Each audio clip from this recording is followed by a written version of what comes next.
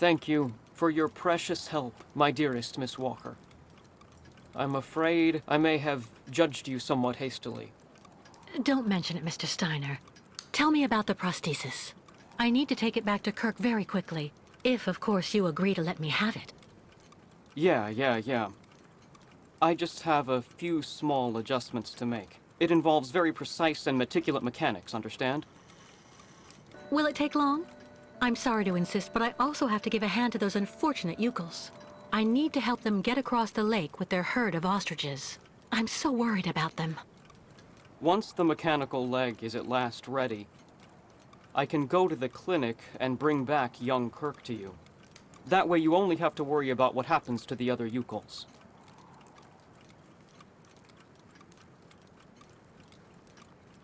That's so nice of you, Mr. Steiner. But why are you doing this? I wasn't extremely nice to you earlier. And also, the way the Yukels are treated by the other townsfolk here, in my own town, disgusts me. So I want to help those poor devils, even if I am in no way absolutely certain they should be crossing the lake. What on earth's the matter, Mr. Steiner? The next stage of your journey is the poor, cursed town of Baranor. It has become hell on earth since the time of the last great ostrich migration. Please join me downstairs for a moment, Miss Walker. I'll show you exactly what I mean.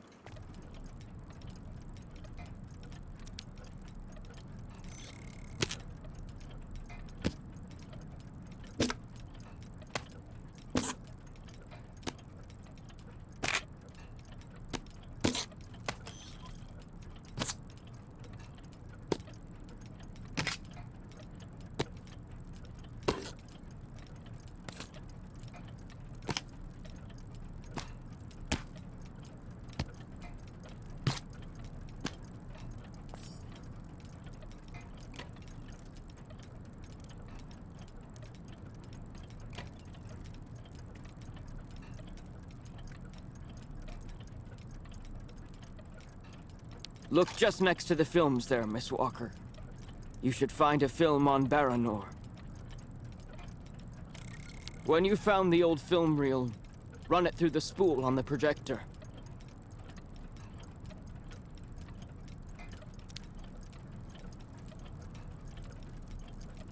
The film's missing.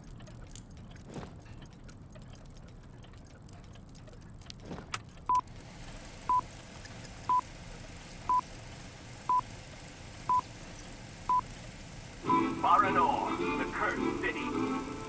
Baranor, the martyred town.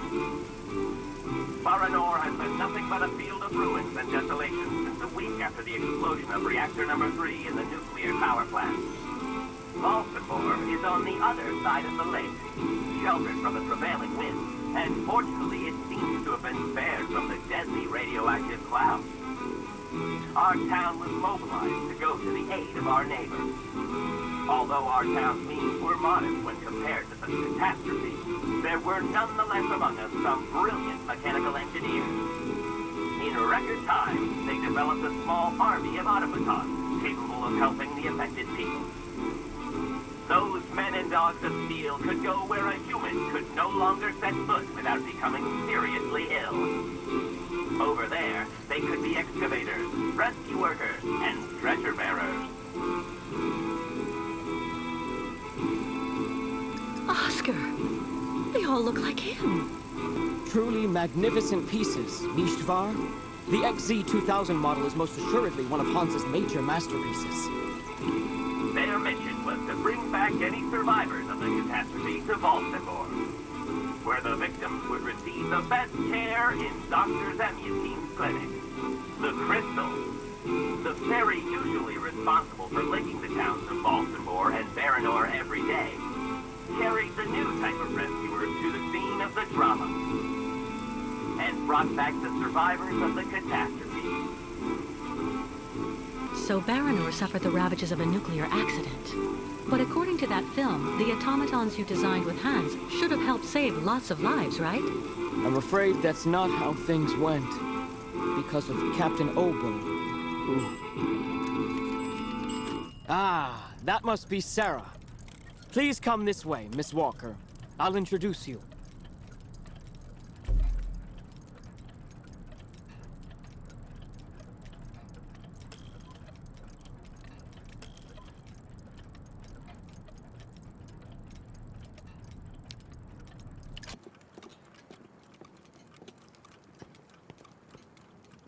Miss Walker, may I introduce you to Sarah, my granddaughter?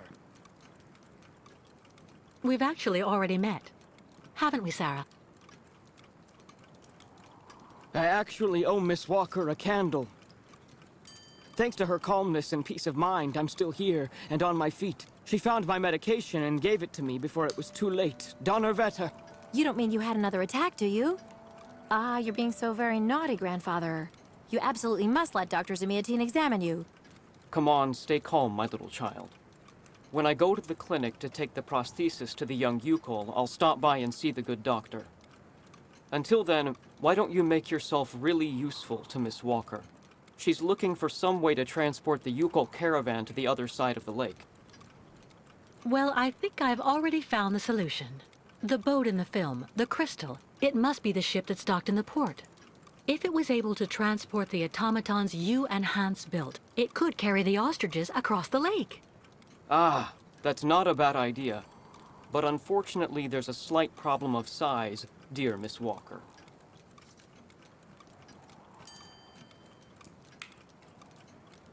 What on earth do you mean? Obo became a poor wreck when he simply abandoned our automatons in Baranor. The coward now drowns his sorrows in vodka. He's convinced that he fled because of the monster in the lake. Heh! Apparently the imbecile saw the monster, Himmelgott. So he went back on his tracks, abandoning all the automatons in Baranor, as well as the people they were there to rescue. Grandfather, I know you're still really angry with Captain Obo because he abandoned the automatons that you built with your friend Hans in Baranor. He was supposed to wait for them. They were going to take all the survivors they found in the rubble to the boat and then bring everyone here to safety in Valsambor. But in the end, when he got to the beach at Baranor and saw the disaster and all the dead, he became really afraid. The disease, the radiation, he must have had an uncontrollable panic attack, so he immediately turned back, dumped the machines on the Crystal into the lake, and came back empty-handed to Valsambor. And the automatons have been there ever since, in hell. But who knows? Maybe today he'll want to sell. I'm sure Kate will be capable of convincing him to help the Yukols. I have to go do my waitressing shift in the tavern. Come by and see me later on, okay? Captain Obo will be there. All right then. I'll try and convince Captain Obo. Thank you for everything, Mr. Steiner. I don't know if I really should wish you good luck, dear Miss Walker. Baranor is only an open grave now.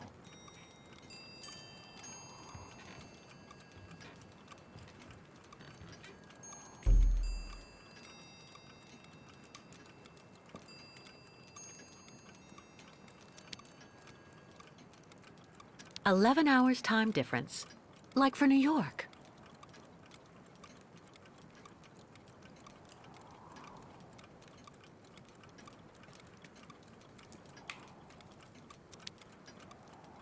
A prototype for the clinic aviary?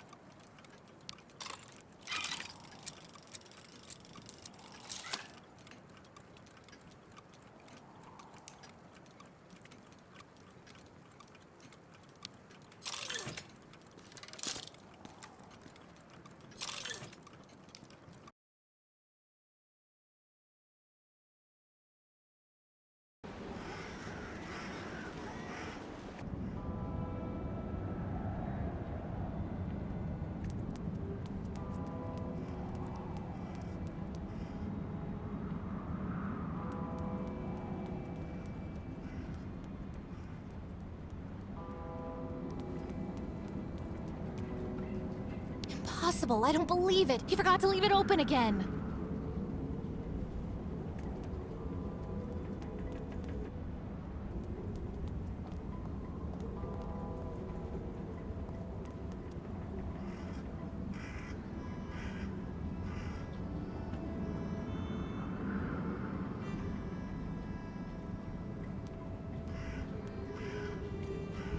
like that new waitress working in the tavern at all. It's kicking off near the town hall.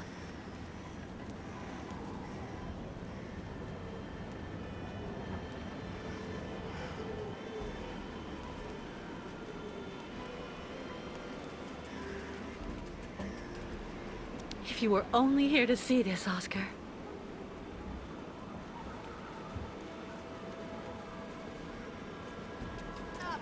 Mr. Mayor, who's gonna pay? You should have seen it back when the port was still open and booming. Never even heard of a strike. Excuse me. What's happening here? Isn't it obvious? We're demonstrating against having the Yukon nomads parked on our doorsteps. But what for?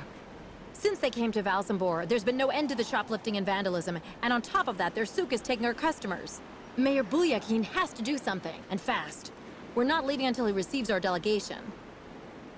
But why won't the mayor talk to you? Because he's a schmuck. He wants the nomads to continue their migration as much as us, but he's too afraid of annoying his higher-ups. And while he's gaining time by playing both sides of the board, we're watching our sales go through the floor. The authorities are asking the mayor to prevent the migration from continuing? They want the Yukos to stay blocked in Valsambor? That's what people are saying, but if you want my opinion, the only thing the mayor is waiting for is someone to get rid of those savages without him having to get his hands dirty. Go find someone else to bother.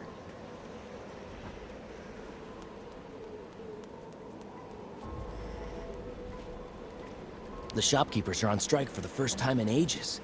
That's not good business for anyone, if you want my opinion.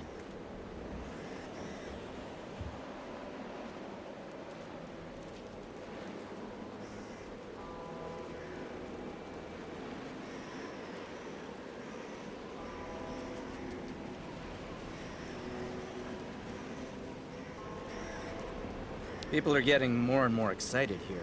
It'll be a riot if it goes on. Listen to me, please.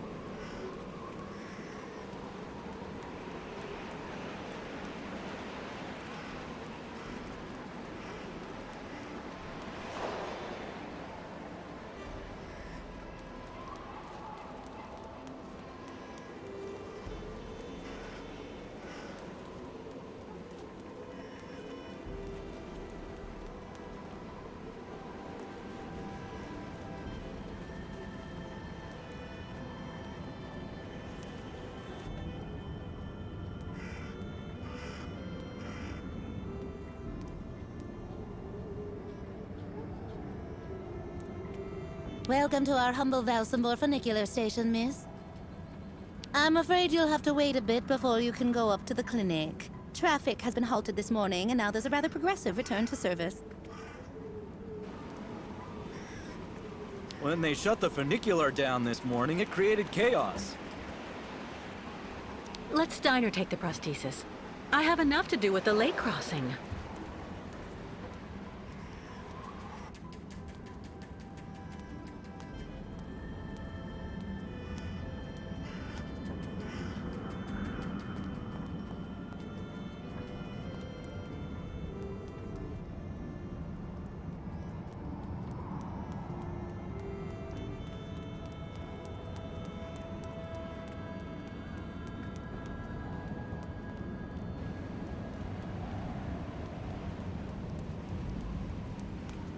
Lost your way, pretty girl?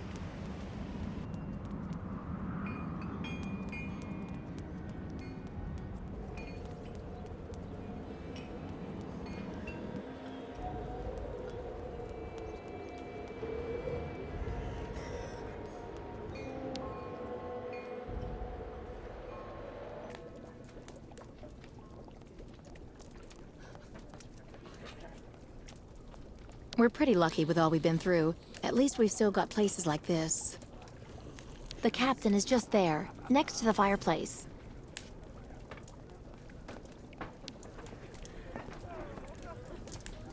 Captain Obo?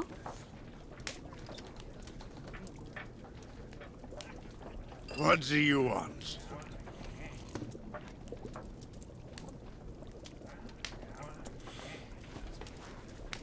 May I sit down for a second? Go ahead.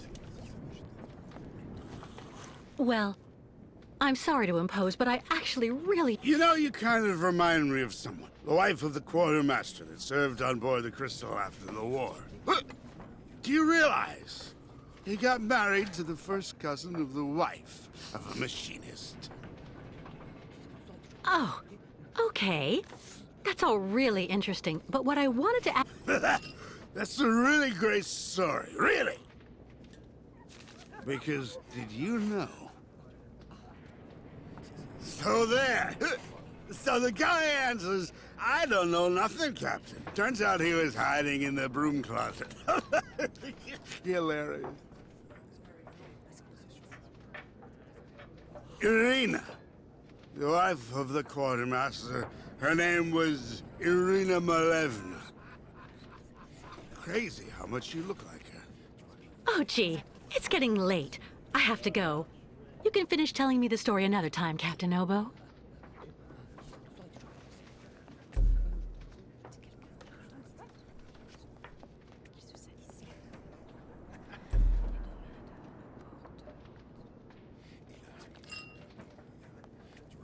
All those youngsters trying to act smart to impress the Steiner girl. It really gets to me.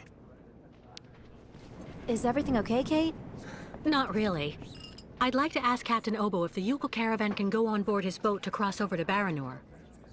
But I can't get a straight answer. He's completely sloshed. I'm sorry, miss, but I really think you're wasting your time. He's getting drunk again to forget his crimes, like he always does. To forget he wasn't brave the way a captain should be. Can you believe it? In Baranor, he just picked up and abandoned his passengers. And I know, he'll never want to see that cursed place again. I'm not sure that's true, lad. Even if he does drink a lot, the captain's a pretty good guy. Say the right thing, and you may be able to convince him. If I'm ever lucky enough to find him sober, even for a moment, I need that drunkard to listen to me. Maybe I can help you with that. I'll make him one of my famous small restoratives. After that, he'll want to sleep for 3 days, but at least his mind will be clear. You know the captain better than I do. What can you tell me that will help me to convince him? One thing's for sure, he definitely hates himself for abandoning all those people to their fate over there in Baranor. All of those men, women, and children that Grandfather's army of automatons was going to rescue and bring back on board the Crystal. He has the impression nobody here will ever forgive him, and to be perfectly honest, he's not far wrong. Plus, he's also racked with guilt. So in my opinion, avoid criticizing him.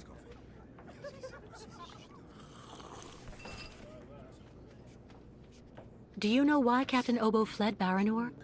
He must have been completely traumatized by what he saw there. The catastrophe, the victims, and then the radiation. He unloaded the automatons on the beach, but he didn't expect they'd bring the survivors back right then. He just cracked, completely snapped. Full astern and goodbye all. Can you even imagine? Afterwards, he came up with that story of a sea monster appearing and attacking his boat. Yes, the old legend of the monster of the lake. Convenient, isn't it? Has Captain Obo taken the crystal out of port since leaving Baranor? He's been far too drunk ever since then for that. And anyway, the port's been closed since the tragedy of Baranor 20 years ago. Do you think the crystal is still in sailing condition after all this time? I'm sure there'll be a few repairs to do, but Obo never stopped keeping it in shape, you know. He loves his boat, despite everything. Who knows what became of the victims and automatons the captain abandoned? No, everybody hates the captain for that. But nobody volunteered to take the helm of the Crystal in his place to pick up the survivors. If there are any left in Baranor. They're all dead now, that's for sure. Grandfather says that the automatons would have broken down really quickly with nobody to maintain them. Go see the captain. Sarah will bring you the restorative when it's ready.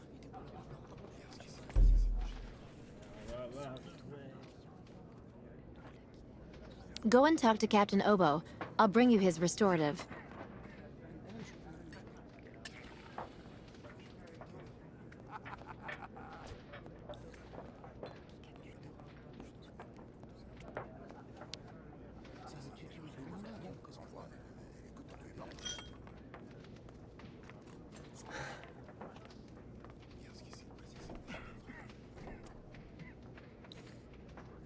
Take this, Captain. This one's on the house.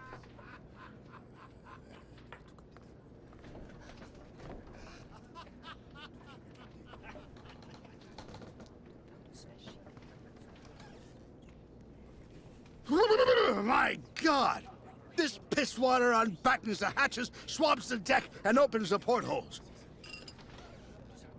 Hello, miss. My name is Kate Walker, Captain Obo. We met each other earlier. To what do I owe the honor of your presence at the table of the regrettably famous Captain Obo? This is good news, Captain. You're back at the starting block again. You have a new beginning, a new dawn. Now that's a good show of spirit, Miss Walker. What'll you be having now? It's my round.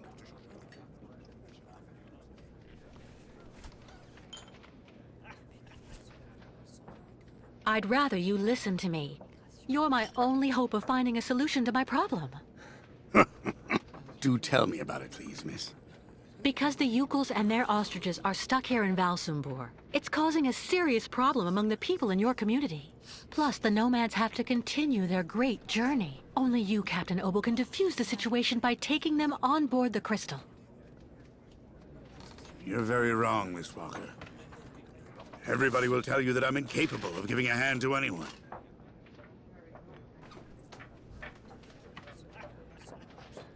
It's true, people are quick to judge. But they're not the ones who went to Baranor like you did. They can't teach you anything about being brave. Maybe. So tell me, where do you actually want to go then, miss?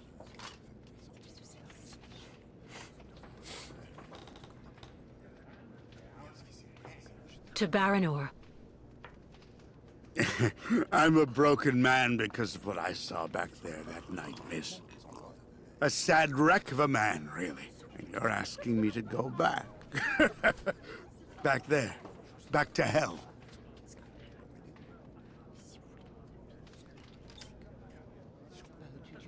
I saw the hellish red eyes of the monster of the lake.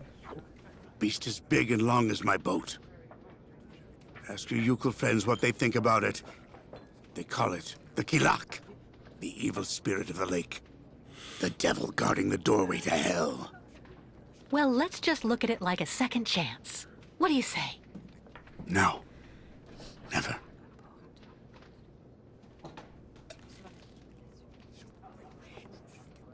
In that case, I'll buy the crystal. What makes you think she's up for sale? You've left her in the port to rot. She's completely run down. You haven't the money to keep her shipshape. I have money, and I need that ferry. She's a ferry, not a liner. The girl wants to take the helm of the crystal. Now I've heard everything. I know that if the Proud Crystal had an equally proud commander at her helm, things would go better. But as you don't want to go on a voyage...